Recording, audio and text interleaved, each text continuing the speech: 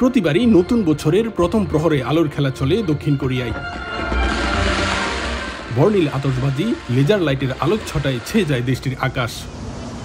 তবে এবারের চিত্রটা পুরোটাই ভিন্ন। শোকাবহে শুরু হবে নতুন বছর, এমনটা ভাবতেও পারেনি কোরীয়বাসী। যেখানে চলার কথা আতশবাজির শব্দে আনন্দ আর বন্ধুদের সঙ্গে আড্ডায়, সেখানে চলছে হৃদয় বিদারক সেই দুর্ঘটনায় রাষ্ট্রীয় শোক। প্রাণঘাতী জেজু বিমান দুর্ঘটনার পর দক্ষিণ কোরিয়া জুড়ে নববর্ষের অনুষ্ঠান বাতিল করেছে দেশটির প্রশাসন। দক্ষিণ জেওলা প্রদেশের মুয়ান আন্তর্জাতিক বিমানবন্দরে মর্মান্তিক দুর্ঘটনার পর থেকে আগামী 4 জানুয়ারি পর্যন্ত জাতীয় শোক ঘোষণা করেছে সরকার।